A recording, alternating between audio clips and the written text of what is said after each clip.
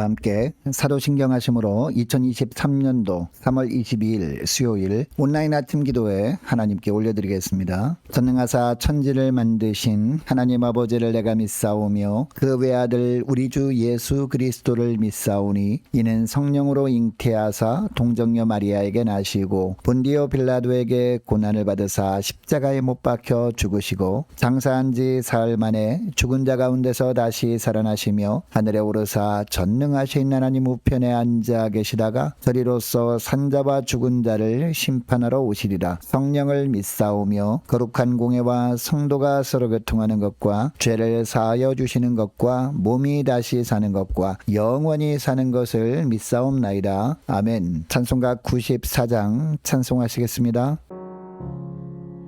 주 예수보다 더 귀한 것은 없네. 이 세상 부귀와 바꿀 수 없네. 영 죽은 내 대신 돌아가신 그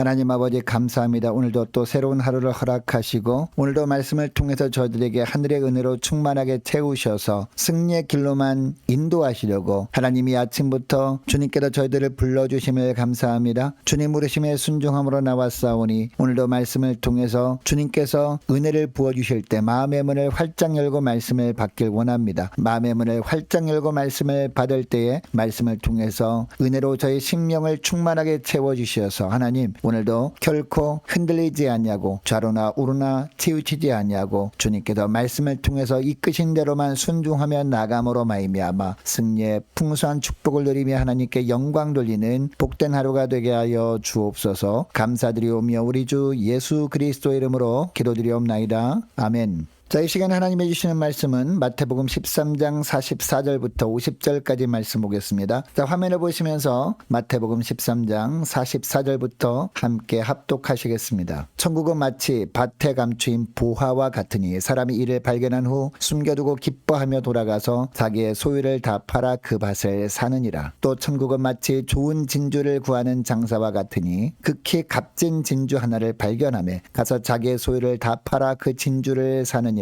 또 천국은 마치 바다에 치고 각종 물고기를 모는 그물과 같으니 그물에 가득함에 물가로 끌어내고 앉아서 좋은 것은 그릇에 담고 못된 것은 내버리느니라. 세상 끝에도 이러하리라. 천사들이 와서 의인 중에서 악인을 갈라내어 풀무불에 던져 넣으리니 거기서 울며 이를 갈리라. 아멘. 여러분, 우리는 계속해서 예수님께서 천국의 비유에 대한 말씀을 하신 부분을 살펴보고 있습니다. 자, 오늘 본문에서는요, 세 가지 비유로 이 천국에 대한 말씀을 하십니다. 밭에 감추인 보화, 진주를 구하는 장사, 그리고 그물 비유입니다. 자, 먼저 천국은 마치 밭에 감추인 보화와 같다라고 말씀하십니다. 사람이 이 보화를 발견한 후에는 숨겨두고 기뻐하며 돌아가서 자기의 소유를 다 팔아서 그 밭을 산다는 겁니다. 여러분, 당시 먼 여행을 떠날 때나 전쟁이 임박했다는 소문이 있을 때 보석 같은 귀중품을 땅속에 감춰두는 일은요, 너무나 흔한 일이었다라고 합니다. 그런데 그 보석을 땅에 파묻은 사람이 먼 여행이나 전쟁에 참여했다가 객사하거나 전사하게 되면 그 귀중품은 오래도록, 너무도 오래도록 땅속에 묻혀있게 됩니다. 그러다가 어떤 사람이 우연히 그것을 발견해서 부자가 되었다는 이야기는 그 당시에 생소한 이야기가 아니었습니다. 예수님은 당시 사람들에게 들려졌던 이런 이야기를 가지고 천국을 설명하신 겁니다. 여러분, 여기서 말씀하시는 밭은요, 많은 사람들이 아무런 생각 없이 스쳐 지나가는 길 옆에 있는 밭입니다. 사람들은 그 밭 근처를 수도 없이 지나다녔습니다. 그러나 그곳에 보화가 숨겨져 있으리라고는 전혀 예상치 못합니다. 그런데 하루는 일꾼이 그 밭에서 일을 하다가 우연히 그 밭에 보화가 숨겨져 있음을 발견한 겁니다. 이 사람은 다른 밭에서도 일을 하던 사람이었을 겁니다. 그래서 평소에는 내일은 어느 밭에 가서 일을 할까, 그리고 앞으로 자신이 원하는 삶을 살기 위해서는 얼마나 많은 밭에 가서 일을 하고 삭슬 받아야 할까 계산하였을 겁니다. 그런데 보화를 발견한 후에는 어떻게 합니까? 그렇게 하지 않습니다. 서둘러 일을 끝낸 후에 집으로 돌아가서 자기에게 있는 모든 것을 다 팔아서 그 밭을 삽니다. 남들은 그 사람이 값을 치르며 구입한 밭이 그렇게 값비싼 대가를 치르기에는 너무나 형편없는 밭이라고 여겼을 겁니다. 그래서 말렸을 겁니다. 비웃었을 겁니다. 그럼에도 불구하고 그 사람은 아랑곳하지 않습니다. 사람들이 말해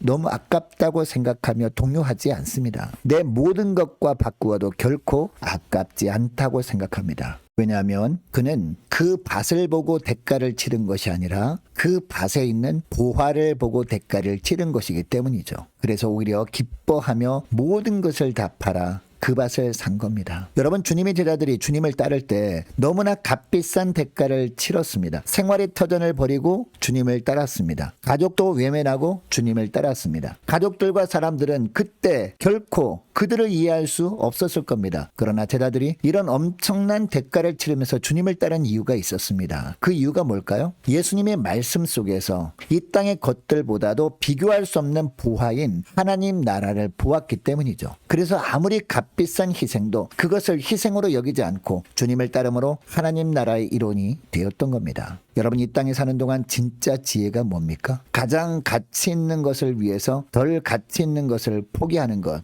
이게 진짜 지혜입니다. 우리가 가장 가치 있는 것은 그러면 무엇입니까? 하나님의 백성이 되었다는 것은 주님의 제자들처럼 하늘의 참 보화인 하나님 나라를 발견하고 그 하나님 나라를 추구하는 것을 가장 가치 있는 것으로 여기고 그동안 붙들었던 덜 가치 있는 세상의 것들을 내려놓는 것을 의미합니다. 그러므로 그리스도인의 최고 가치는요, 참 보배이신 예수 그리스도인 겁니다. 오늘도 우리에게 가장 값진 예수 그리스도와 동행하기 위해서 다른 것들을 기쁨으로 내려놓음으로 말미암아 주님께서 붙드시고 선한 길로 인도해 주시는 천국의 삶을 사는 하루가 되시기를 주의 이름으로 축복합니다. 자, 이처럼 밭에 감춘 보화 비유에 이어서 예수님은요, 이번에는 진주장사 비유를 말씀하십니다. 예수님이 천국 가치에 초점을 맞추어서 밭에 감춘 보화 비유를 말씀하셨다면 이 진주장사 비유는요, 무엇에 초점을 맞추고 말씀하시는 것일까요? 천국 가치를 아는 자에 초점을 맞추고 있습니다. 천국은 마치 좋은 진주를 구하는 장사와 같다는 겁니다. 여러분, 이 상인은 진짜 진주의 가치를 아는 사람이었습니다. 그래서 진짜 진주를 구하기 위해서 전국을 헤매다닙니다. 그러다가 어느 날 자신이 가장 가치 있게 여기는 진주를 드디어 발견합니다. 여러분, 발견한 다음에는 이 상인이 어떻게 합니까? 어떤 대가를 치르고 그 진주를 사더라도 자신에게 유익이라고 생각합니다. 그리고 자기에게 있는 모든 것을 팔아서 그 진주를 삽니다. 이 상인은 진주의 진정한 가치를 아는 사람이었던 겁니다. 그러므로 이 상인은 엄청난 비용을 지불하면서까지 진주를 샀지만 너무나 기뻐한 겁니다. 만일 이 상인이 진주의 가치를 알기는 했지만 그 진주를 사지 않았다면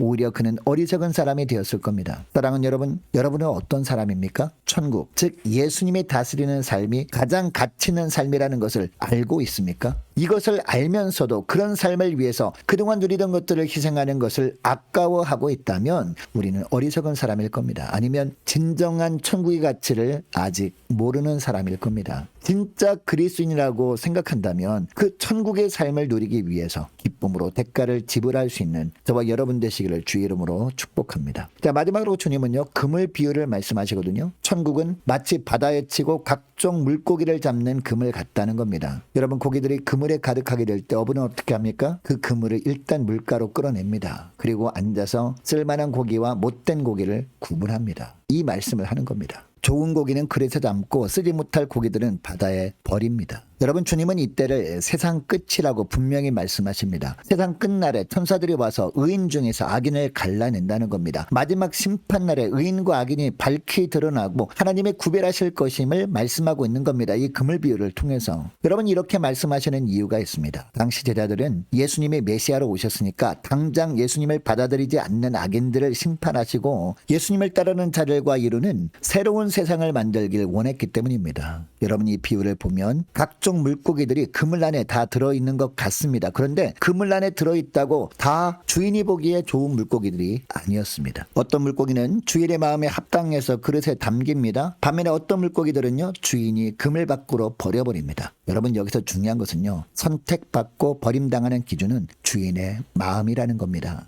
여러분, 제자들에게 이 말씀을 하시는 이유가 있습니다. 그리고 우리들에게도 이 말씀을 하시는 이유가 있겠죠. 어떤 말씀을 하시는 겁니까? 세상 끝날이 있다는 겁니다. 마지막 날 하나님께서 참 제자와 거짓 제자를 구분하시는 날이 있다라는 겁니다. 그날이 있음을 기억하라는 것이죠. 최후 심판의 날이 반드시 있을 것임을 알고 누가 참 제자이고 누가 거짓 제자인지 판단하고 구별하려고 하는 일을 멈추라는 겁니다. 그것은 마지막 날 주님께서 하실 일이기 때문입니다. 정말 자신이 참 제자라고 생각한다면 주님이 맡기신 일을 하는데 더 집중하라는 겁니다. 그리고 아직 부족하다고 느껴지면 이제부터라도 주님이 보시기에 합당한 삶을 살라는 겁니다. 그래서 마지막 날 주님이 그릇에 담아주시는, 즉 주님 품에 안아주시는 복된 삶을 살라는 겁니다. 여러분, 이것을 기억하시고 교회 안에서 누구의 믿음이 좋고 나쁘고를 판단하려는 모습이 있다면 판단하는 것은 주님의 몫임을 기억하고 판단하고 분리하려고 하던 것을 내려놓고 주님이 맡기신 일에만 더욱더 집중하시는 저와 여러분 되시기를 주의 이름으로 축복합니다. 자, 이 시간의 말씀을 기억하며 함께 기도하기를 원합니다. 이렇게 기도했으면 좋겠습니다. 하나님, 주님과 동행하는 것이 가장 가치 있는 일임을 기억하고 덜 가치 있는 것들을 기쁨으로 내려놓길 원합니다. 최후 심판의 날 주님이 악인과 의인을 구분하실 것을 알고 판단하는 일은 주께 온전히 맡기고 맡겨주신 일에만 집중할 수 있도록 도와달라고 함께 기도하기를 원합니다. 오늘 수요일입니다. 수요 예배를 위해서 함께 기도하기를 원하고 유초등부 중고등부 청년부를 위해서 각 구역과 남녀 전도회를 위해서 함께 기도하기를 원합니다. 많은 환우들을 위해서 기도해 주시기 바랍니다. 특별히 우리 이상희 장로님, 이삼례 성도님 위해서 함께 기도하기를 원하고 김예린 어린이 빠른 회복을 위해서 함께 기도하기를 원합니다. 군 복무 중인 이시훈 형제 앞날을 위해서 함께 기도하기를 원하고요. 취업을 준비 중 우리 청년들, 또 우리 성사님들 가정을 위해서, 나라와 민족을 위해서, 또한 재림 피해로 고통당하고 있는 튀르키예, 시리아 가정교회들을 위해서 함께 기도하기를 원합니다. 자, 우리 교회 앞날을 위해서 함께 기도하기를 원하고 저와 여러분이 가지고 나온 기도 제목을 놓고 자, 우리 함께 기도하겠습니다. 기도하겠습니다.